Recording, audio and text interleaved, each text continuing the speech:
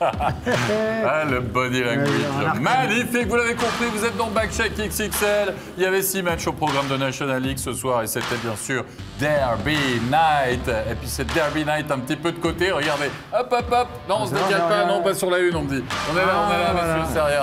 Ça, c'est 6 matchs, ça. Ça, c'est, regardez ça. Pourtant, la technologie allemande, ça veut dire, ça peut résister. Quoi qu'il en soit, 6 matchs au programme, 3 derbies. Gilles, pour toi, c'est Fribourg-Gotteron, bien sûr, qui t'a marqué. Ouais, complètement. Alors, moi, je dirais que pour Fribourg-Gotteron, même pas peur. Même pas peur, Laurent?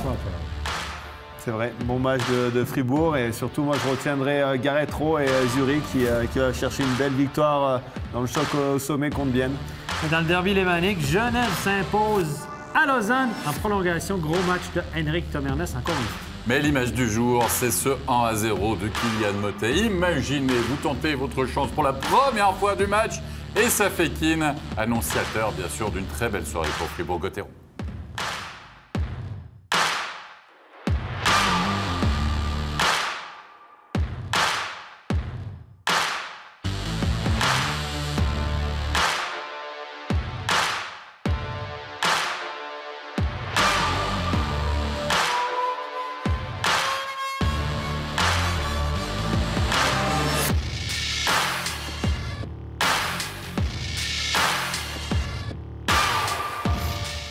Pas facile d'arrêter un puck comme ça, hein. À part ça, messieurs. Pas facile. Pas facile. Hein. Il faut avoir parfois les yeux dans le dos, parfois il faut avoir la mitaine dans le dos. Quoi qu'il en soit, quand vous commencez un match comme ça, vous sentez peut-être déjà que la soirée va pas bien. Ça fait 4 matchs que vous n'avez pas joué. Paf! Premier tir, vous prenez ce goal-là. Et oui, c'était pas la soirée du CP Berne. On va y revenir tout à l'heure, bien sûr, pour ce derby des Seringen. Mais avant ça, on va attaquer avec Langnau. Langnau qui recevait Zug. Zug qui restait sur une victoire face à Zurich. Puis Langnau qui avait connu un petit temps d'arrêt, hein, Stéphane, dans sa belle marche progressive. Quoi qu'il en soit, c'est toujours difficile d'aller gagner à l'Elfis. Absolument. Ça a été un match serré avec finalement peu de goals dans cette rencontre, 5 goals. Et surtout Langnau qui a pris les devants dans ses 20 premières minutes de jeu en marquant 2 fois avec Inalbon, partout vent à la fête, qui va réussir l'ouverture du score. Un joli but finalement, Gilles Montandon, avec un joli move devant la cage zougoise. Ouais, effectivement, c'est là qu'on voit, je le dis souvent, c'est qu'une fin de shoot, ça marche toujours. Hein. Non, mais par contre, il a au moins le culot d'avancer, d'aller défier le défenseur. Et bien sûr, avec ça, il loupe un peu son shoot, mais ça, c'est pas bien grave, c'est anecdotique. Après, il le met super bien derrière. Kovar qui va pouvoir égaliser pour Zug. On joue la 13e minute de jeu, assist de Zrid et de Lino Marchini. On va mettre le puck à la cage, mon tir de la ligne bleue. Le gardien fait le premier arrêt. On dit toujours le premier arrêt, c'est le gardien, le rebond, c'est les défenseurs. Marchini était bien placé. Moi, j'aimerais revenir sur le but d'Inalbon, parce qu'Inalbon, il a été blessé au premier match, quasiment au premier chiffre de la saison par la charge de Noah Rod. Il a eu de la peine à revenir, commotionné. Je l'ai vu jouer, mais mercredi soir, j'étais à Langenthal pour le match, je l'ai vu jouer. Et je me disais, là, il est là ce soir, ça me fait plaisir. C'est un jeune que je connais bien parce que je l'ai coaché. Je suis content, il marque un but ce soir, ça va leur donner confiance. Parce que quand vous débutez la saison, premier chiffre, tu te fais sortir sur une commotion, là. Ça part mal. Plus dans un nouveau club, donc exactement. c'est dur. Effectivement. Et puis, heureux pour lui. Di Domenico va redonner l'avantage à Langnau. On est en deuxième période, 25e minute de jeu, assist de Pessonen et de Berrière pour cette deuxième réussite emmentalloise de la soirée. Au foot, on appelle quoi? On appelle ça comment? Un 1-2? Un 1-2 d'école. C'est très compliqué. Un 1-2 d'école. Hein? Elle est belle, celle-là. Des fois, tu as des tactiques compliquées. Hein? 1-2, à toi, à moi, et il fait battre au premier poteau en blague. C'est vraiment le foot ce soir. Hein? Un 1-2, premier poteau. Diaz qui va pouvoir égaliser. On allait voir la vidéo, Stéphane, sur cette réussite pour une éventuelle crosse haute lors du jeu de McIntyre. Avant, donc. Ouais, là, maintenant. Voilà. Effectivement. C'était... Oh, un petit coup de coude sur le nez en passant, mais c'est McIntyre. Regardez ici. Non. C'est bon. Non, c'est les épaules. On sait que c'est les épaules. Dans le jeu, c'est les épaules, ça me semble bon, mais c'est vrai que c'est intéressant de les contrôler quand même. Oui, ils sont allés contrôler la vidéo, mais on l'explique aussi aux téléspectateurs, parce que sinon ils ne comprendraient pas forcément pourquoi on allait voir la vidéo. Mais maintenant, on a un nouveau règlement. Exactement, on passe avec la main et cross-out. Cross-out, dans la zone d'attaque, si le puck n'est pas ressorti et l'équipe marque, effectivement. Donc, on a bien fait d'aller contrôler parce que c'était limite. Mais bon. Non, c'est correct. 46e minute de jeu, 3e période, et c'est Zug qui va faire la différence, non pas par ses stars, Simeone qui a débordé, hop, et finalement il ne va pas toucher au. Vidéo aussi. Ouais, on va aller voir la vidéo. Apparemment c'est un autogol. J'ai l'impression que c'est Lardy aussi, regardez bien, le puck qui va arriver dans les patins de Simeone. C'est Lardy qui met son patin derrière celui de Simeone. On le voit, c'est vraiment difficile à voir, regardez les pieds. On a l'impression que c'est Simeone, mais je pense que c'est Lardy. Je ne suis même pas sûr que c'est Simeone qui marque celui-là. Qui backspin sur le puck peut rentrer aussi. Hein. On l'a accordé à Dario Meyer. La réussite. Donc, ça, je te le dis, tu me regardes comme ça. C'est pas Simeone, donc on ne l'a pas donné à Simeone. Donc on a parti du principe que c'est pas lui qui a touché le puck du patin. Non, absolument. Voilà. Donc Dario Meyer qui donne la victoire à Zug ce soir, en effet. 3-2 face à Langnau. Oui, Stéphane. Le petit Hollenstein, hein? Ouais. Giannoni est blessé, on le sait. Hein? L'homme providentiel Giannoni, qui connaît une saison ordinaire, est blessé pour 2-3 semaines, petit problème aux adducteurs. Le petit Hollenstein, 19 ans, a battu Zurich hier. Il était notre 3e étoile du match qui aurait dû être notre première. Je ne m'en pas demandé mon avis. Mais, non, évidemment, c'est une boutade. Mais Hollenstein, ce soir, 93 points. Excellent encore ce soir. On met un gardien de 19 ans dans la cage, fait le job. Comme quoi, Hein? C'est incroyable. On Non, parlait de il ça hier est soir. prêt, il joue bien et il fait gagner son équipe. Comme disait Jalonen, on demande une chose au gardien, c'est de donner une chance à son équipe de gagner. Et lui, il le fait, donc il est Pas présent. mal pour lui, quoi. Puis, petite parenthèse sur les face-offs, ça a été catastrophique sur 2-3 matchs ce soir. 39-21 pour Zug. Ça, c'est du 66-67 %. C'est énorme. C'est beaucoup. C'est beaucoup. Hein? C'est beaucoup. À ce niveau-là, c'est beaucoup. Voilà. Messieurs, on l'a dit, c'est une derby night ce soir, ce samedi. On va commencer notre tournée des derbies avec Genève Servette qui se déplaçait du côté de Lausanne. Et vous connaissez peut-être le principe pour les visiteurs, en tout cas au niveau des fans des visiteurs, c'est qu'il y a, voilà, vous êtes obligé de prendre le forfait quart. C'est-à-dire que pour aller dans le secteur visiteur, vous êtes obligé de prendre le forfait quart. Puis du côté de Genève, c'était arrangé, on va dire, oh, on va pour aller en quart, on va aller en bateau cette fois-ci. Hein, on va aller en bateau. On s'était arrangé avec la police genevoise, d'accord, on va en bateau, etc., etc. Finalement, ça s'est très mal passé apparemment du côté vaudois. On a dit non, c'est exclu. Du coup, le bateau, au lieu d'arriver jusqu'à Ouchy, je vous fais un petit cours de géographie, on l'a dévié, dérouté. On a dévié sur Villeneuve, l'autre Non, côté. quand même pas, mais à Morges. Et du coup, les supporters genevois n'ont pas pu aller voir le match. Et c'était retour à la Casa. Voilà. Quoi, parfois. Mais l'idée de prendre le bateau fin novembre, samedi soir, quand il fait nuit, je la comprends pas, celle-là. Mais, voilà. Est-ce que c'était de la provocation? Est-ce qu'on savait qu'il fallait prendre le forfait quart? On a fait exprès pour... Ils sont pas allés à vélo non plus. Hein, mais... Non, mais c'est l'idée d'aller en bateau est assez exceptionnelle. Quand tu es à Ouchy, si tu marches jusqu'en haut, c'est un beau, hein? C'est vrai. Non, mais je dis ça, je dirais. Mais est-ce que quand ils sortent du bateau, ils prennent un quart pour À part monter? ça, c'est pour la petite histoire. On a suivi ça évidemment sur les réseaux sociaux, on a vu ça, on a vu les nouvelles, mais voilà cette petite histoire de ce derby. Moi, voilà. À voir. Je ne sais pas si le mode de transport change fondamentalement quelque chose. Je sais pas. C'est peut-être en Parce qu'on Finlande, veut aiguiller la carte. avec 1000 lacs, le pays des 1000 lacs, peut-être que tu prends plus souvent le bateau, finalement, même pour des derbys. Enfin, quoi qu'il en soit. Voilà. Rassurez-vous, il s'est passé plein de choses sur la glace. On va tout de suite voir ça avec Lausanne qui va mener dans ce derby. 1-0 grâce à Ronald Kennins, 14e minute de jeu. Je pensais que tu allais dire son 14e but. On est loin de 14 buts pour Kennins cette année, qui avait une bonne saison l'année passée à Lausanne avec presque 30 points. Et là, cette année, il connaît une saison à la Ronald Kennins, c'est-à-dire pas grand-chose en attaque. Mais Robert Maillère, là, Gilles Montandon, hier soir déjà, face à Fribourg-Gotteron, il y avait un peu de mou entre les jambières. Il me semble que sur cette première réussite aussi...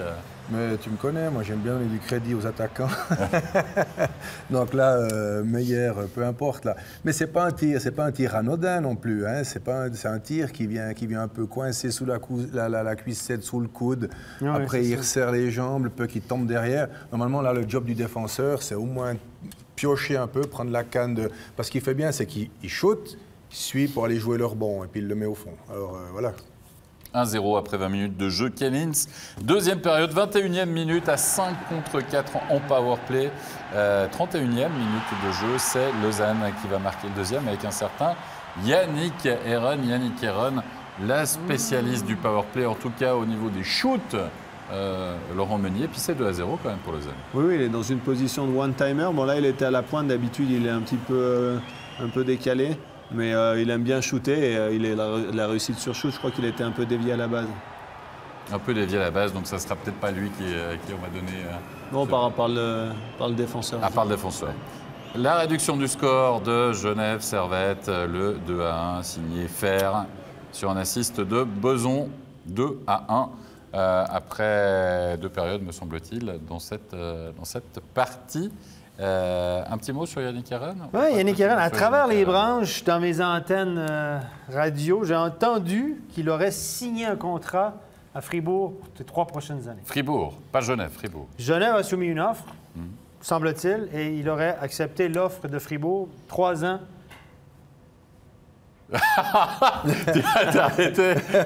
T'allais dire combien? T'allais dire combien? En général, tu dis, pour c'est pas un salaire comment, c'est moyen, combien. il y a un salaire différent les 3 ans, mais la moyenne, c'est 1,5 million de francs. 500 000 par année pendant 3 ans en moyenne. 1,5 million. Yannick Aaron. À confirmer, si mes informations sont bonnes, ça se serait fait dans les derniers jours. Dans les derniers jours, donc c'est possible. On verra ça. Peut-être que ça va être Il était sur le officialisé marché. prochainement. Voilà. Ses demandes salariales étaient assez élevées. Et là, on aura offert un petit peu plus que ses demandes salariales de base. Donc, on a fait monter le marché. D'accord. On peut comprendre qu'il joue libéré, quoi. Il joue libéré ce soir. On a fait... Voilà. Libéré, délivré. À confirmer. Allez, on va revenir au match maintenant, puisque Genève Servette menait au score, on l'a vu, qui a réduit celui-ci par Fer. Il va bénéficier d'un penalty. C'est Temernes qui s'échappe et c'est ce même Kellins, auteur de la première réussite, qui va accrocher le défenseur genevois qui partait seul au but. Et les arbitres n'ont pas hésité et vont donner, hop, la petite canne dans le patin. Très mauvais jeu de Kellins, hein? Allez, Temernes. Petit coup à droite, petit coup à Il est gauche. incroyable au penalty. Hop là, il est incroyable au penalty. Ouais, il est vraiment très très bon. L'an dernier, il a fait des séries où il en a mis, ils l'ont remis 2-3 fois. Je sais plus contre qui c'était. C'était pas peut-être contre Berne, je sais plus en playoff. Il y a eu non, pas en playoff, mais je sais pas. Il y a eu des séries où ils l'ont mis plusieurs fois. Il a marqué à chaque fois. Non, très très bon tireur de penalty. Très bon tireur de penalty de partout. Et puis, plus rien ne sera marqué, on va se rendre en prolongation. Et Noah Rod, qui avait déjà été flamboyant face à Rapperswil, appelle ce puck. Oh là là. Il a... Bon, Noah Rod a une grosse semaine. Il a marqué 3 buts cette semaine. Bon, 2 buts dans la cage vide à la fin. Il a fait jouer un bon match avec Tanner Richard. Et Tanner Richard joue du bon hockey, là. Encore une fois, il est à l'origine de ça. Avec Tom Ernest aussi. Tu as vu Stéphane, là, sur ce coup-ci? Bah, c'est un tir sur réception qui n'est pas commode en dessous du bras. Je vais laisser Gilles qui donne crédit à l'attaquant. Non, mais où il joue super bien, Noah Rod, c'est qu'il ne bouge pas. Il sait qu'il n'est pas marqué par personne. Il est déjà là depuis 5-6 secondes. Il ne bouge pas. Il attend que ça se passe. Il y a petit appel de la canne. Petit appel de la canne, ouais. Puis quand ça, c'est un peu qui vient, c'est une offrande. Hein. C'est ça. Et puis ça, à mi-hauteur, là, sous les parfaits, ça. Après, moi, je noterais surtout Tom Ernest qui, en fait, dans sa position, va fixer le gardien. Et on voit Stéphane qui est obligé de faire le geste en plus, de vraiment se compromettre sur Tom Ernest. Et quand la passe elle part, comme il s'est un peu compromis parce qu'il pense qu'il va avoir le shoot, il a la demi-seconde qui fait que le shoot il part. Et ça, on dit tout le temps en défenseur fait, regardez le gardien, fixez le gardien, parce que s'il sait que la passe elle va partir, il va y être dessus. Donc alors, fixer un peu le gardien, ça lui fait sur ses positions, et là après il y a la passe, et ça lui fait gagner les 1 ou 2 secondes qui font la différence. Ça fait plaisir à Gilles, là. Passion. Gilles, ça fait 3 ans que sur le plateau qu'il faut fixer les gardiens. Fixer les gardiens, faire des passes. Mais par contre, c'est pas donné à tout le monde parce qu'il y en a plein qui aimeraient, mais qui exécutent C'est mal. un moment d'hésitation. Et là, on voit que Tom Ernest, au niveau qualité technique, dans les mains, il fixe, il recouvre le puck et après, il est très souple au niveau de la passe qui part en plus parfaitement pour Noah Rod. Tom Ernest a joué 32 minutes hier soir, 25-06 ce soir. De loin, le joueur le plus utilisé. 6 tirs, 1 but, une passe. Pas mal. Pas mal. Ça fait 57 minutes Demain, congé. À part ça, il y a une équipe du bout du lac qui aime quand même bien la Vaudoise Arena. Hein, parce que 2 matchs à la Vaudoise Arena, 2 victoires pour Genève Servette. Ouais. Est-ce qu'il rentre en bateau, Genève, c'est ça? Non. Je sais pas. Peut-être qu'ils vont appeler la CGN et puis ils auront droit au grand service pour la rentrée. Quoi qu'il en soit. J'aime bien ce que je vois de Genève. J'étais là cette semaine. Ils jouent du bon hockey. Il y a quelque chose qui tourne bien. Ça joue. Il y a 2 lignes de jeunes. Si vous regardez les 2 dernières lignes, c'est des jeunes. Maillard, Smirnov, on a Miranda. On a des petits jeunes, des juniors sur la 4. On a 2 bonnes lignes, des lignes un peu plus jeunes. Faites le job. Faites le job. Ah, ils font le job. Ils font le job, en effet. Puis on va écouter les réactions à l'issue de cette victoire. Écoutons tout d'abord la réaction de Tommy Winges, le joueur de Genève Servette. Tommy Winges, this time the overtime turned your way. What does it change? Yeah, we haven't had the luck so far before this game in overtime, but it's a coin flip in overtime. Who gets the bounce, who gets possession right away, and our guys did a good job of keeping them down low. We had times where we had chances, we turned it back, and at the end we made a good play for a nice goal. The 2 first lines in Geneva play really a lot, over 20 minutes for forwards. That's a lot. Do you think that could be a problem further down in the season? We'll be okay. I think every guy wants to play as much as they can. So, it's a combination of developing guys, seeing how each game's going, maybe riding the top 6 a little bit more at times. But we're confident in all 12 forwards, and I really mean that. I know we're going to have scoring from everyone. Maybe it's the top 6, this past weekend, but at the end of the day, we all care about winning. So whether it's the top 6 playing the most or everybody playing equal, no one in the locker room cares. So we're just happy we got the 2 wins. Thanks, Tommy. Oui, il est revenu notamment sur les overtime.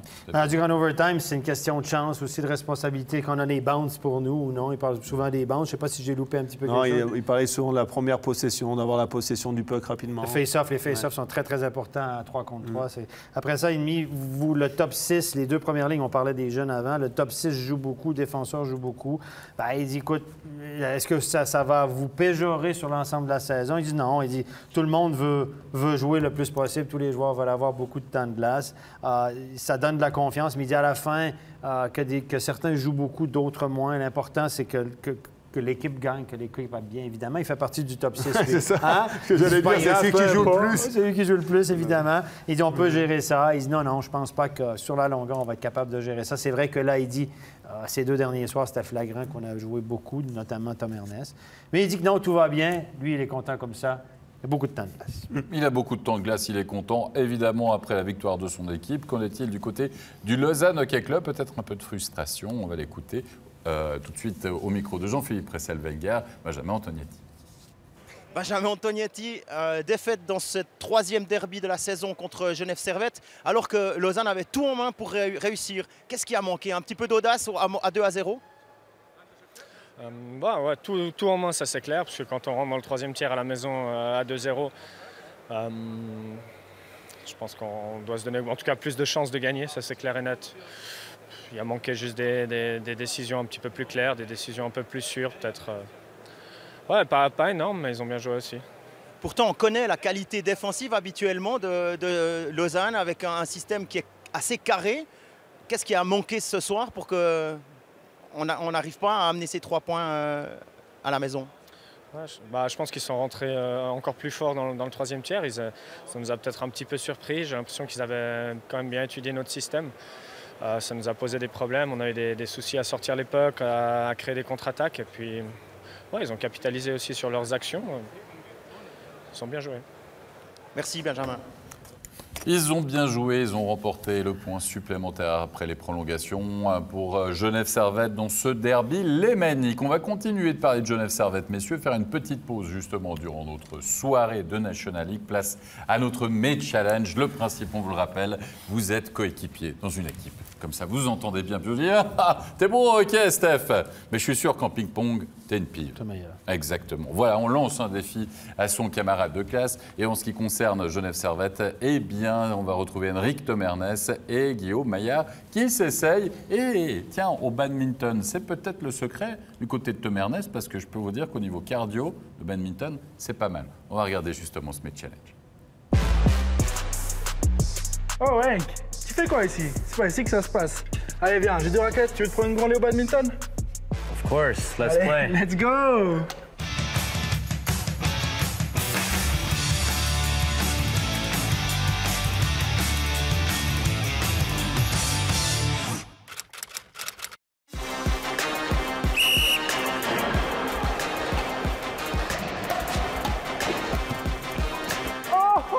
too old for that. Eh, je vais lui mettre une raclée. Out. Fuck! Je suis nul. Allez.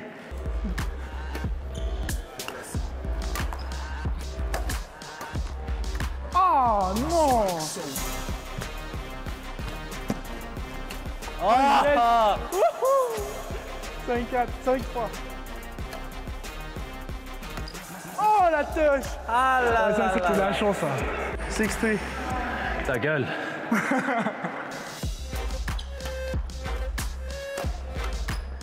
Ah! 9-5.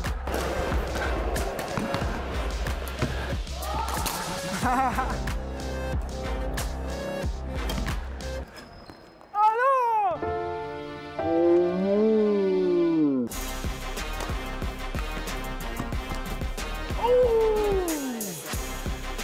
13-13. Ugh. Oh non! Power. Oh! 16-16.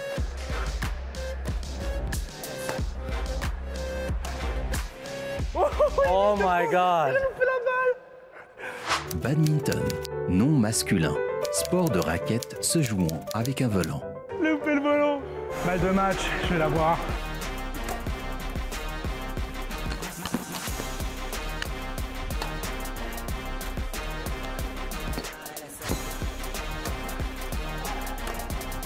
Yeah! C'est la victoire! C'est la victoire! Good job. See. Good job. Belle victoire. Ça, c'est une belle victoire, ça. Elle va rester dans les annales.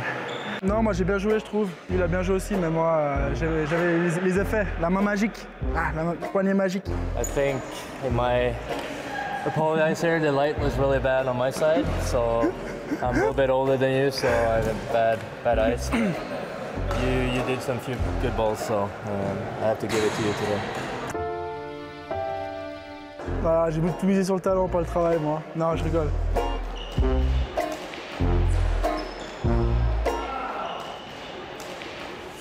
Facile, facile, facile. L'argument de la lampe, facile. Bon, on fera pas d'analyse sur le jeu, ou bien non? Non, on va passer.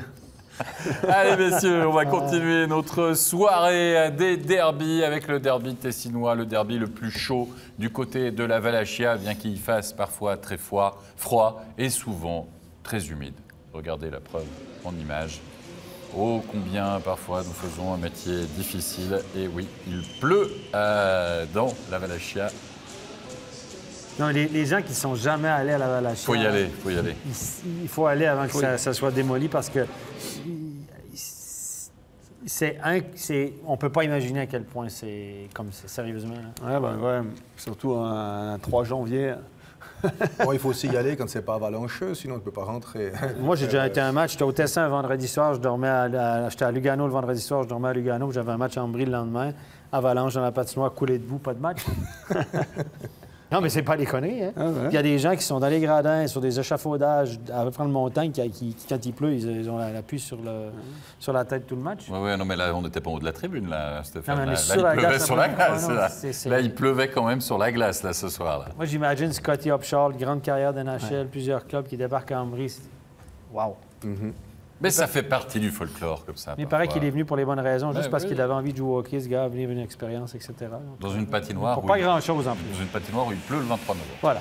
Allez, messieurs, revenons au jeu parce qu'il y a eu du jeu, il y a eu match. Et tiens, Scotty Upshall, t'en parlais, c'est lui qui va ouvrir le score 1-0, assist de Forler. Ouais. Tire la ligne bleue, poignet, passe à travers tout le monde. Le puck avait des yeux. Le puck avait des yeux. Il paraît que c'est un très, très bon gars dans le vestiaire, en tout cas.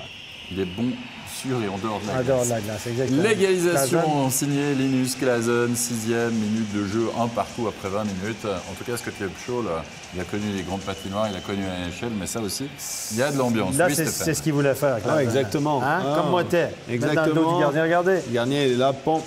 Dans la tête même, je pense. Il a même touché peut-être le casque du gardien. Donc, non, très bien joué. C'est exactement ce qu'il voulait faire. Et ça se voit de plus en plus, les joueurs le tentent, ça. Ah ouais, avec la nouvelle technique, on l'a dit, les gars, ils sont tellement bas, ils ne trouvent pas le haut du filet. Romanenghi qui va redonner l'avantage à 4 contre 5. Il va aller chipper, on va chipper ce puck et bim.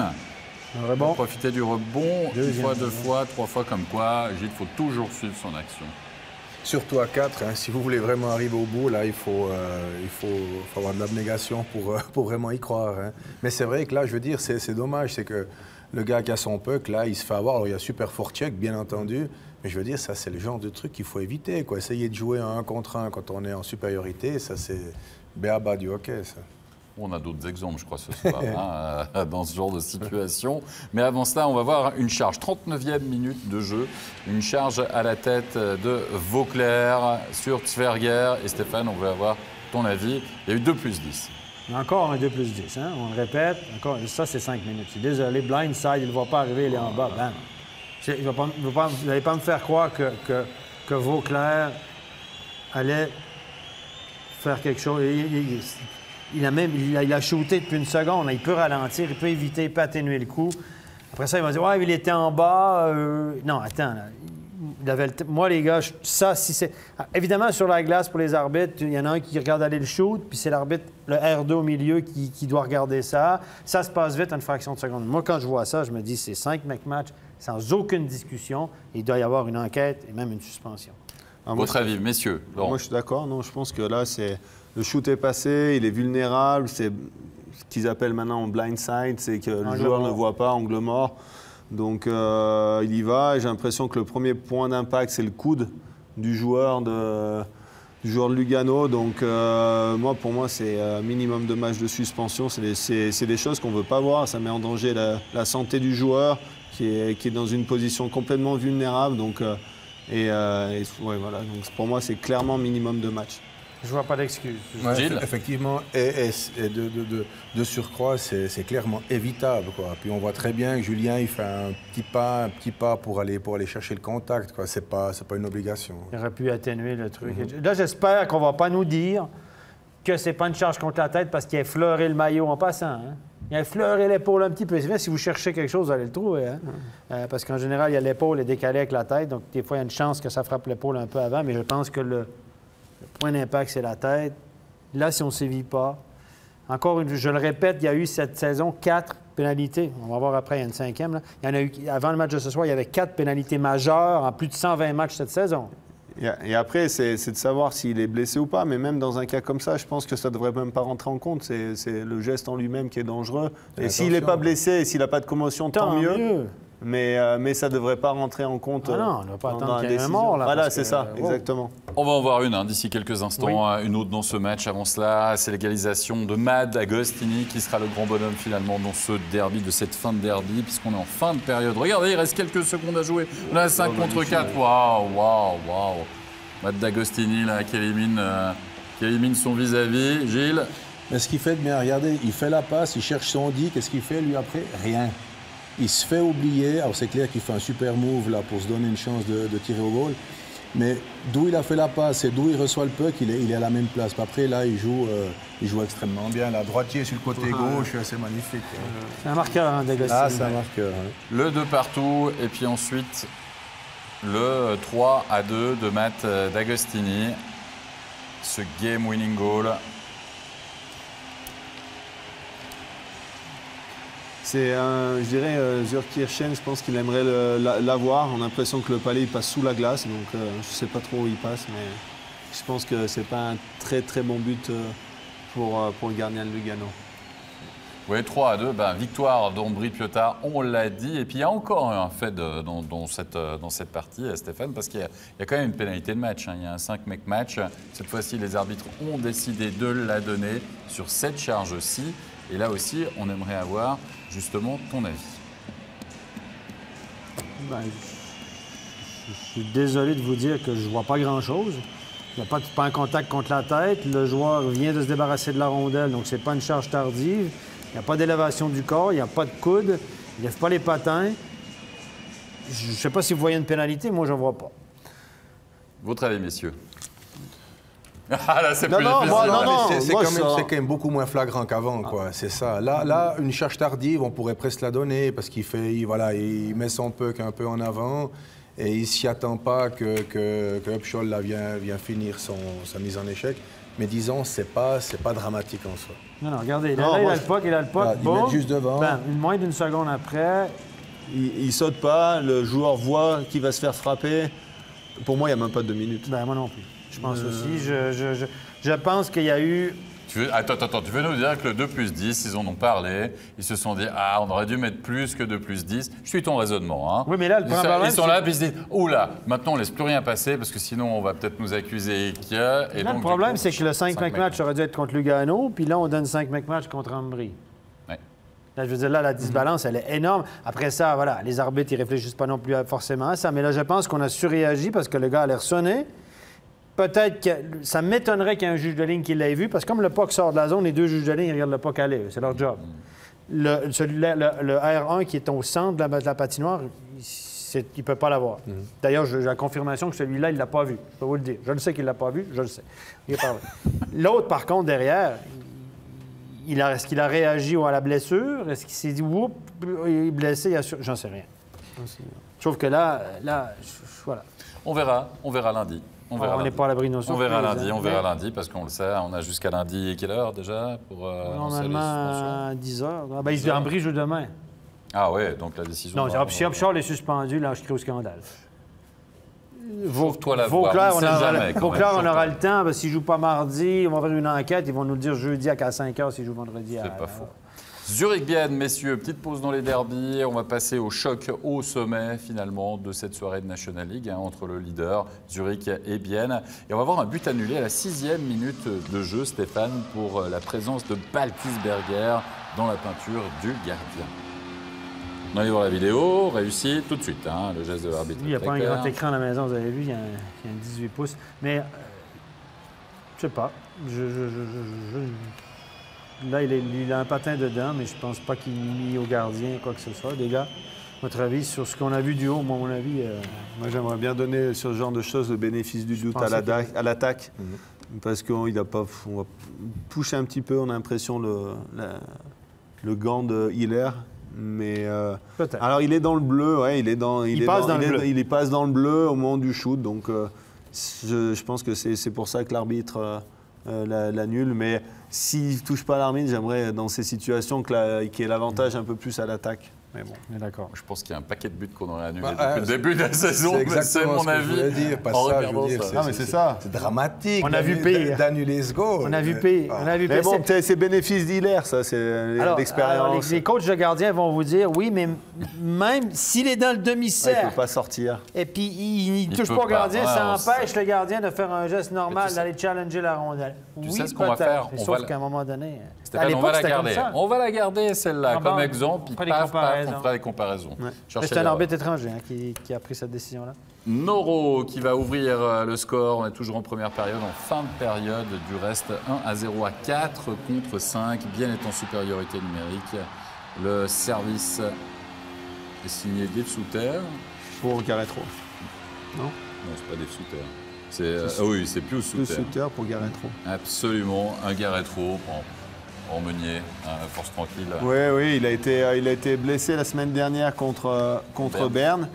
Et donc, ça lui a pris une petite semaine pour se remettre. Et il a été d'attaque pour le match au sommet. Absolument. On continue dans cette rencontre. On est en troisième. Ah, Pedretti d'abord, on va voir ça. Ouais, charge de Pedretti sur Salmela. Pour moi, il n'y a pas eu de punition. Hein. Pour moi, c'est pas une charge. C'est qu'il essaie de le contenir le long de la bande. Et Salmela se met dans une position vraiment, vraiment vulnérable. Les gars, j'aimerais votre avis d'anciens joueurs là-dessus. Bon, moi, je suis d'avis, c'est que tu as le droit de protéger ton puck à la bande en tournant le dos. Simplement, quand tu viens et que tu cherches quelqu'un comme ça, tu dois penser que tout d'un coup, il peut protéger son puck. On dit que quand tu vois le maillot du joueur qui t'attaque, ralentis, fais attention, le numéro. Contiens-le. Contiens-le, il suffit de le contenir. Alors effectivement, il n'y a pas d'élan, rien, il le poussote un peu, il tombe en avant, voilà. Mais il n'y a pas, c'est pas un gros choc parce qu'il n'y a pas d'élan. Non, c'est ça, c'est un peu compliqué parce qu'on voit on ne sait jamais un peu dans des situations comme ça aussi si celui qui a le palais, il essaye de faire une feinte et comme il se fait pousser en même temps, il perd un peu le contrôle et il tombe et il est dans une situation qui est mauvaise. C'est vrai qu'à la fin, il a le coup contre la bande, donc ça peut être dangereux pour lui, mais c'est dur pour le défenseur sur un coup comme ça. Et c'est pas une charge, c'est pas quelque chose, il le pousse un tout petit peu. Comme il y a plein de fois comme ça. 9 fois sur 100, il n'arrive rien parce que le gars est sur ses appuis. Il n'y a pas de problème. Et là il est vraiment déséquilibré. Mais il y a eu des gars suspendus pour moins que ça dans le passé. Je vous le dis. Qu'est-ce qu'il a eu On verra.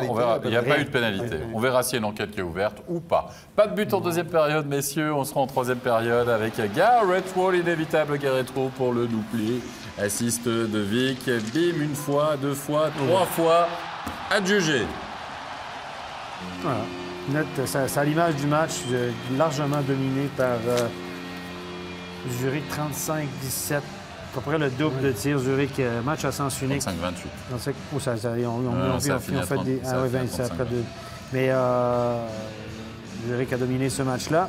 Mais pas de blanchissage pour Fuller Pouliot qui va réduire le score. 53e minute de jeu, le seul but biennois de la soirée qui sera finalement, entre guillemets, anecdotique puisque Zurich marquera encore par Hollenstein. Zurich qui reprend ses bonnes habitudes, dira-t-on. Après un petit coup d'arrêt. Petit coup d'arrêt de match et puis la belle pièce de jeu. Rayala Pouliot, le danger vient souvent de ces deux-là, évidemment, du côté de Bienne. Et ça, c'est le... Ouf! Hollenstein, pam, assise du poteau sur cette réussite. Le choc au sommet qui tourne à l'avantage de Zurich ce soir. C'était le gardien finlandais qui était dans la cage. Absolument. 96%. Il fait des bons matchs. Chaque fois qu'il joue, il fait des bons matchs. Et puis ce soir aussi, au niveau des engagements, Bienne est la plus mauvaise équipe depuis plusieurs saisons. On en parlait sur les engagements. Ce soir, c'est 40-21. Fuchs est 2-13. Neuenschwader est 3-10. Pouliot est 7-18. D'habitude, Pouliot est meilleur que ça. Donc, quand Pouliot, les autres sont tout le temps ordinaires. Ouais. Tu le disais toi-même. Hein? Ah non, c'était. Ils sont habitués d'être autour des 40%. Là, c'est 25% pour eux. Ouais. 75% pour Zurich. C'est une grosse différence. C'est-à-dire que déjà, ton duel d'engagement, il y en a 3 remportés par Zurich et toi, tu n'en gagnes qu'un. Donc, c'est dur d'avoir la possession de la ronde. C'est dur d'avoir la possession. Et si en plus, l'équipe de Zurich était bien. Stratégiquement, a mis des set plays, des choses comme ça, ça peut te donner pas mal d'avantages. Et oui, Saint-Hilaire n'a rien pu faire ce soir face aux Lions. Oh non, il est rarement. Et on va tout de suite, justement, écouter le portier zélandais à l'interview. Jonas Hilaire, courte défaite de Bienne ici à Zurich, mais on a senti que vous n'avez jamais assez d'énergie pour battre ce ZSC Lions. Ouais, je pense que c'était pas facile. Puis je pense que ça commence à manquer un peu de l'énergie. On avait déjà joué plein de matchs. On a quelques-uns qui sont blessés. Et puis en même temps, de nouveau, on avait de la chance pour gagner des points. Ils ont eu un peu de la chance avec tous les 3 buts. Mais finalement, je crois que l'énergie, c'était pas assez aujourd'hui. Est-ce que leur système vous a posé problème ce soir? Je sais pas, finalement, je crois les special teams ont décidé, ont pris un but sur le power play et puis un short-hander et puis on n'arrive pas à marquer. Et puis je pense que ce sont des petits détails et puis autrement, on avait quand même du temps dans leur zone et puis on en avait eu des opportunités, mais si on ne marque pas, ça va être difficile. Merci bien. Voilà pour cette réaction de Jonas Hilaire après cette défaite face à Zurich. Nouvelle pause dans cette soirée de National League. Stéphane, on va parler de l'NHL et on va parler chiffres et on va parler des entraîneurs. Les entraîneurs, parce que Mike Babcock, l'entraîneur le plus coté de l'NHL, si on va dire comme ça, qui a coaché Team Canada, etc., grosse réputation. 2 médailles d'or, une Coupe Stanley. 2 médailles d'or, une Coupe Stanley, coaché à Détroit pendant de nombreuses années. C'est le gars Mr. Perfect et on l'a engagé à Toronto. On lui a signé un contrat de 8 ans. 6,25 millions de dollars par année. Un contrat jamais accordé comme ça à un entraîneur, etc. Et là, il a fait 4 ans et demi et on l'a viré. Parce que là, on pense qu'on a une équipe pour aller loin. À Toronto, on a des grandes vedettes et ça ne marche pas. Ils avaient 6 défaites de suite. Les joueurs auraient, semble-t-il, eu la tête de l'entraîneur. En tout cas, il y a beaucoup de choses qui se disent actuellement. Vous imaginez, ça fait toute une histoire. Donc, on devra payer son salaire pendant 3 ans et demi encore à 6,25 millions. Mais Toronto a les moyens. Honnêtement, on n'est pas inquiet pour Toronto. Et ça ne rentre pas dans la masse salariale, les entraîneurs. Donc, non, il n'y a pas de... Je ne pense pas que c'est un gros facteur dans leur décision. Ils gagnent, je ne sais plus combien de millions par saison, Toronto. Donc en bénéfice chaque année, s'il y a vraiment une équipe, on va pas appeler. On va regarder les salaires des entraîneurs de NHL en Suisse. Il y a des entraîneurs qui gagnent la même chose que des joueurs, même plus parfois. En NHL, Babcock était le plus haut salarié, 6,25 millions. Kenville, qui a gagné des Coupes Stanley à Chicago, qui est en Floride maintenant, 5,25. Claude Julien, les deux Québécois, Julien Vigneault, 5 millions par année. McLellan, pas si connu que ça à Los Angeles, est aussi à 5 millions. Barry Trotz, qui connaît des gros succès avec les Islanders à 4 millions. Kruger qu'on connaît bien, évidemment. Le RAL, 3,9 millions pour un gars qui n'a pas suivi la NHL, qui n'a pas été en NHL depuis plusieurs années. Il a dit lui-même, il a engagé des entraîneurs parce qu'il a engagé des assistants en disant je n'ai pas suivi les dernières années, les gars, donc on a été le chercher. C'est son copain qui est directeur général. Boudreau, 2,6. Quinn, un ancien joueur de Pittsburgh qui est à New York, 2,4. Montgomery, regardez, top 4, 1,5 million. Green, Vancouver, 1 million. Les autres, on ne sait pas. Les salaires des entraîneurs ne sont pas divulgués obligatoirement. Certaines équipes le divulguent, d'autres pas. Mais sachez que les salaires des entraîneurs, ça fait pas beaucoup d'années qu'ils sont aussi élevés que ça. Jusqu'à il y a 7-8 ans en arrière, c'était 1 million, c'était déjà beaucoup. Donc les entraîneurs commencent à gagner beaucoup d'argent et les entraîneurs vedettes, d'autres pas. C'est des salaires qui sont évidemment garantis. Donc Julien avait signé 5 ans, 25 millions. Voilà, d'accord. Alors Toronto, pas de problème pour payer le salaire de Babcock encore. Mais là, on a plongé plus loin. À Toronto, évidemment, c'est l'équipe la plus médiatisée avec Montréal dans le monde du hockey professionnel. Et là, on s'est dit, est-ce qu'ils sont si bons que ça, finalement, Toronto? Est-ce qu'il est si mauvais que ça, l'entraîneur? Est-ce que c'est pas un peu de sa faute? Mais là, on remet le directeur général de l'équipe, le directeur sportif, le GM, qui a 33 ans, qui n'a jamais joué à NHL, c'est un chiffre, un jeune qui compile des chiffres, c'est un fan de statistiques avancées, c'est des GM nouvelle génération. Bien là, on dit que le GM nouvelle génération, il a donné des contrats faramineux à 4 joueurs d'attaque, Matthews, Tavares, Marner et Nylander, qui avaient fait la grève d'ailleurs. Marner qui a fait des menaces cet été. Regardez ces 3 joueurs-là. Ça, c'est ce qui apparaît, c'est leur salaire moyen. Ils leur versent plus d'argent cette année, mais leur salaire moyen qui compte dans la masse salariale cette année, c'est 40,5 millions. Donc, ces 4 joueurs d'attaque, c'est 50 % de la masse salariale. Les 10 autres attaquants, il y a 23 joueurs maximum qui comptent dans la masse salariale. 10 autres attaquants, 17 millions, ce qui fait 21 % pour les 17 autres.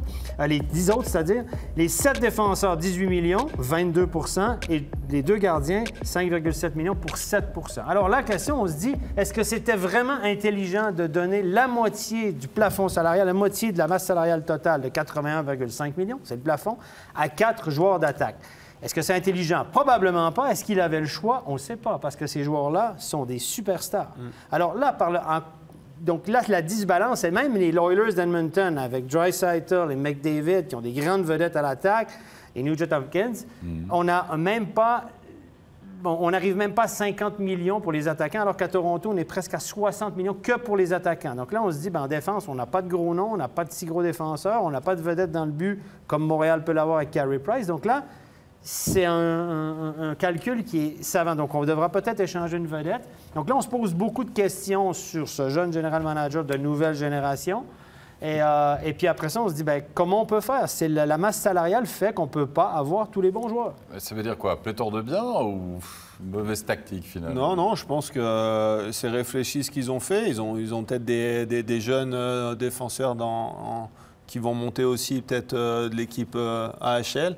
Ils ont surtout des joueurs extrêmement talentueux comme Mitch Marner et Matthews qui sont des joueurs d'exception, de concession. Donc et ils sont allés chercher Tavares aux Islanders où ils lui ont donné un salaire de 11 millions, mais c'est normal, on va dire. Après, ils ont une équipe pour gagner. Ils vont être bons. Leur gardien est bon, Anderson. Ils l'ont payé assez. C'était Lou Lamoriello, l'ancienne GM, qui l'avait signé. Donc il lui reste, je crois, encore 1 ou 2 années de contrat à 5 millions par saison. Donc ça, c'est une très bonne signature. Ils ont des défenseurs qui peuvent faire le travail. Je pense qu'en fin d'année, ils vont aller chercher peut-être un défenseur contre un jeune prospect. Et en plus, ils ont des bons prospects. Ils ont Kapanen. Ils ont le fils de celui qui coach du coach de Lugano. Ils ont encore des très, très bons jeunes de 3-4e ligne. Qui vont demander plus aussi. Bon, Kapanen a déjà re-signé. Et ils en avaient un autre aussi, je me souviens plus, John. Pour faire simple, messieurs, là, on vote. On doit faire de la place. On doit faire de la place. Ouais. C'est lequel qu'on garde par là? Nylander. Nylander. C'est un très bon joueur, offensif, mais par rapport aux autres, il y a Ouais, Matthews, tu peux pas échanger. Tavares, tu peux pas échanger. Mais c'est aussi Marner, pour ça, pareil. la morale de l'histoire, c'est aussi pour ça que la NHL, on ne sait jamais qui va gagner la Coupe. parce Ça que c'est change très intéressant, vite. ouais. Ils ont souvent une fenêtre très, très courte de 1, 2, 3 ans pour gagner une Coupe. On l'a vu avec Winnipeg, ils se sont loupés. Maintenant, les joueurs sont partis. On ne peut pas garder tout le monde parce que les vedettes demandent un gros salaire. Donc, on doit faire des choix. Donc, souvent, c'est notre équipe qui sort du lot tout à coup. Et voilà, à cause du plafond salarial, on a une excellente parité. Bon, mais c'est Oui, Gilles, rapide. mais c'est vrai que négliger les défenseurs par rapport aux attaquants, c'est un jeu dangereux. Parce que tu sais que si tes attaquants performent, c'est que tu as souvent des bons défenseurs quand même. Exactement. Ouais. Ça, par contre, c'est vrai. Souvent, on dit tu gagnes des matchs avec tes attaquants, mais tu gagnes un titre avec tes défenseurs. Donc, là, c'est... Ou avec ton système défensif. Et parfois, il y a des équipes qui ont beau avoir sur le papier le meilleur système défensif, quand votre défense est décimée, c'est tout un peuple qui pleure. Et c'est le cas du côté du CP Berne. Vous me voyez venir, évidemment, pour ce derby d'Etzeringen. 3e derby de la soirée, du côté de Fribourg-Gotteron. Et ça a été un camouflet pour le CP Berne ce soir. Et ça a commencé avec cette ouverture du score de Kylian Motet. Un but de la buvette, Gilles. Oui, il n'a pas de chance parce que le puck lui retombe dans le dos, que Kylian Motet réussit à pas. Mais c'est le premier tir de la soirée. Et là, pour Berne, ça s'annonce vraiment catastrophique. Ouais, ça annonce un peu la couleur. Il ne le savait pas encore, mais ça annonce carrément la couleur, là. Mais c'est vrai qu'il y a plusieurs choses que je trouve un petit peu bizarres. C'est clair que Kylian, il met le puck sur le goal, il a que ça à faire. Il a jeté un œil. Voir s'il pouvait faire une passe, il voit qu'il est tout seul, il est isolé, il essaye quand même de mettre le puck sur le goal. Mais là, quand on voit Untersander, je veux dire, le puck, il arrive, c'est un rebond, c'est une cloche qui tombe dans les airs, là, et puis le Untersander, il le regarde, il le contient à 3-4 mètres. Je veux dire, un brin de lucidité, on y met la pression tout de suite, il est seul. Oui, il est seul.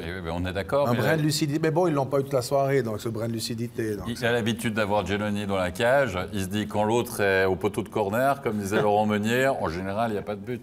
Non, j'exagère. On n'est pas obligé d'être Giannoni pour retenir ce puck. Hein. Mais on est d'accord. Mais franchement, tout le monde sait dans l'équipe que les gardiens sont montrés du doigt. Vous avez aligné 4 fois Caminada, pris des mauvais buts la veille. Schlegel, tout le monde l'attendait dans les buts ce soir-là. Premier tir de l'adversaire, ça fait kin. Non, mais il y a quand même là c'est l'hécatombe. À Berne, là, on est en pleine crise existentielle. On a les gardiens à 84 % ce soir. Berra a fait un monstre match de l'autre côté. La différence inverse, les deux gardiens. 2-0 en tout cas après. 2-0 après 20 minutes. L'allure d'espoir, c'est Arcobello, 24e minute de jeu qui va réduire le score. Et là, on s'est dit, ok, c'était peut-être le seul moment, peut-être la seule chance, messieurs, que Berne finalement revienne dans la partie.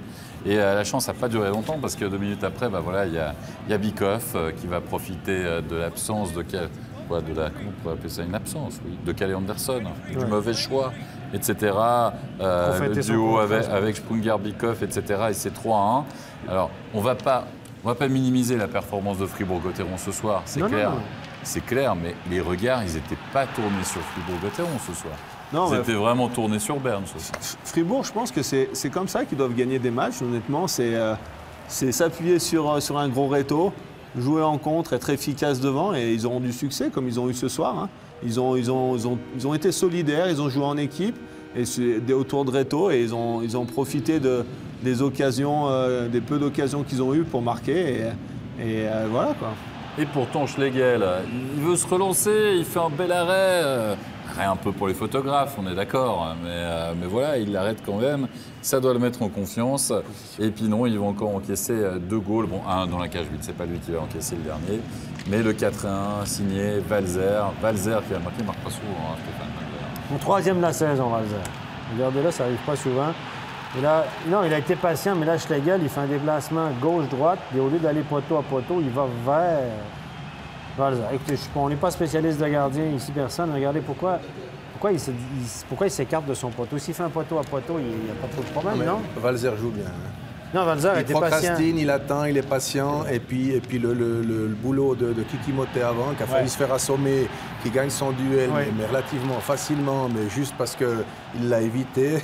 Voilà, c'est quand même hyper bien joué. Mais là, franchement, Walser, c'est son 3e goal de la saison, je crois. Mais il le met super bien. Il attend, il est patient. Il est dans sa moyenne. Hein, le gardien, c'est voilà quoi. Et Stolberg pour le 5-1 dans la cage vide. Ça va bien du côté de Fribourg. Joli week-end après la victoire après prolongation face à Genève Servette. Nouveau succès dans le derby d'Etzaringen, de victoire. Bref, tous les voyants sont au vert. On va écouter tout de suite la réaction de Sandro Schmid. Sandro Schmid, voilà, un beau succès 5-1 contre Berne qui fait du bien, qui est bon à prendre. Oui, c'est clair, ça fait toujours bien de gagner contre eux. Un 5-1 comme ça, je pense que toute l'équipe a bien bossé et puis ça fait plaisir. Ouais. Match complet, on va dire durant 60 minutes ce soir? Oui, peut-être la deuxième période c'était un peu moins bon, mais je dis quand même qu'on a bien mérité cette victoire. Sur le plan personnel, votre premier but en National League ce soir, ça fait quelle émotion? C'est des grandes émotions, je pense, pour tout le monde qui marque son premier but. Et puis, ouais, ça fait plaisir, mais je pense que quand même, le plus important, c'est qu'on a gagné. Félicitations et à bientôt. Merci. Le premier but, il va garder le puck. Il a bien appris. L'important, c'est qu'on ait gagné. Et il a bien appris la C'est vrai. C'est bon. Il doit être content quand même. Il doit être rentré ce soir. Non, mais c'est bien, il mérite. Il a bien travaillé. C'est vrai que c'est très bien de le dire, mais quand tu marques ton premier goal, même si tu perds, tu t'en fous un peu. Tu as marqué ton goal. Là. On est d'accord. Bravo à Sandro Schmid. Encore une rencontre à voir, messieurs. Il y a eu beaucoup de buts. C'est la rencontre entre Rapperswil et Davos. C'était un match un peu fou. Et on va voir surtout, on va dire, la remontada de Rapperswil en étant toute fin de match. Ils sont menés 4-3 face à Davos. Et c'est Clark qui va réduire le score. Il est à 5 contre 3. Vous le voyez. Et c'est Clark. Bien malgré lui, parce que là, il s'est reçu un... C'est lui qui a marqué? Elle a dévié sur lui, il a reçu un cross-check, ça a été suffisant. C'est son but, c'est pas son plus beau but en carrière. On le découvre avec vous. Regardez le cross-check dans le dos de Dubois, il tombe, il a le puck le frappe, on sait pas où. Ça, c'est le but de l'année, ça. Est-ce qu'il sait qu'il a marqué ou pas? On lui a dit après. But égalisateur, quel but d'éclat! Chervenka qui va égaliser. 4 secondes de la fin. Chervenka, un but, une passe. On ne l'avait pas vu lors des 2 derniers matchs. Un but, une passe ce soir. Elle est bon à la maison, c'est Chervenka. À Rapperswil. À 6 contre 5, évidemment. On avait tenté le tout pour le tout. Et en effet, Rapperswil qui va arracher un point, mais un point seulement parce que c'est Davos qui va finalement s'imposer une nouvelle fois en prolongation. Récupération de puck d'un certain André Sambul. En bulle. Et voilà. Comme à la parade. Précieux, finalement, malgré le poids des années. Il n'a pas marqué beaucoup cette année en bulle. C'est un de ses premiers. Corvi n'a pas marqué encore non plus. C'est les étrangers qui marquent beaucoup de buts. Mais là, sur la glace, il y avait le petit Baumgartner. Eh oui. 19 ans. Il était sur la glace à 3 contre 3. Ça, c'est de la confiance, mon ami. Et celui-là, il est bon quand même, Baumgartner, depuis le début de la saison. Il a un taux de réussite qui va tendre à baisser, à mon avis. Je pense qu'il est à genre 40 de réussite devant la carte. Oui, on va voir ça. En tout cas, au niveau du classement, n'empêche que Davos est toujours là avec beaucoup de matchs en moins. Ça rigole, ça rigole. Continue de nous étonner, on est bientôt à mi-saison. Non, pas pour eux, mais voilà. Allez, messieurs, il est temps de passer à nos 3 étoiles de la soirée.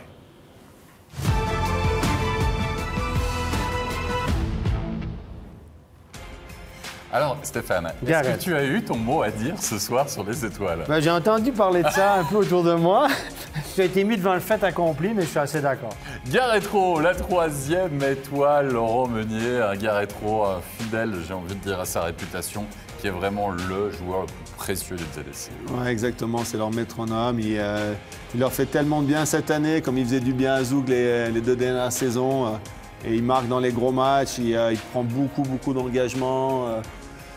Il est bon tout simplement. Excellent joueur, un joueur dominant de la ligue. Vous savez, Gilles Montandon, si vous êtes souvent avec nous, si vous suivez les plateaux de MySports, il a un mot d'ordre, la patience. Attends avant de shooter. Lui, il a de la patience et il s'est shooté. C'est Matt D'Agostini, la 2e étoile, Gilles. Oui, effectivement, moi j'adore ce joueur, bien sûr. C'est un droitier aussi, comme l'était Lolo. Et puis, c'est vrai que c'est un joueur qui est, je trouve, hyper efficace. Il n'est pas spectaculaire, mais il a un sens du timing hors pair. Il arrive toujours bien à se laisser endormir comme ça. Et tout d'un coup, il a quelques coups d'éclat, là, où il arrive toujours à s'en sortir, à mettre des goals hyper importants. Excellent joueur. Il est en sortie d'un magnifique week-end. Il a été efficace face à Genève. Il a volé le match à Genève hier, évidemment. Ouais, et il a étouffé, on va dire, les velléités offensives bernoises ce soir, Stéphane. C'est Reto Berra. Un Reto Berra véritablement number 1. Écoutez, là, il est vraiment... 97%. Avec Hilaire, je pense que Est-ce qu'on peut dire que c'est le meilleur gardien de la Ligue cette année? Ouais. Il a signé son gros contrat, on lui a donné ce qu'il voulait, etc. Mais là, il assume, il fait du bon boulot. À part quand il est rentré en cours de match à Rappersville, tout le monde a pris l'eau, là. Il fait du bon boulot, il rate des pucks importants, puis Laurent aussi.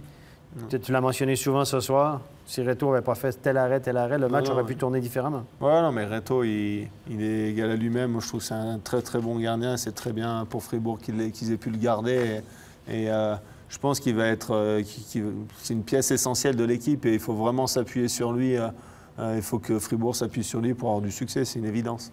Allez messieurs, il est temps de récapituler les résultats des 6 matchs de ce soir et des 3 derbys. Le derby tessinois remporté par Ambri Piotta, le derby d'Etzeringen, on l'a vu, par Fribourg-Gotteron et le derby lémanique par Genève Servette. Le succès, là aussi après prolongation de Davos et la victoire dans le choc au sommet pour les ZSC Lions, 3-1 face à Bienne. Le classement.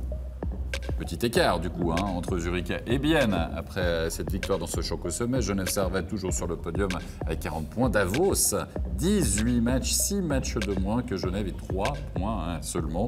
Et le Lausanne Hockey Club, Zug, Langnau, Fribourg-Gotteron au-dessus de la barre.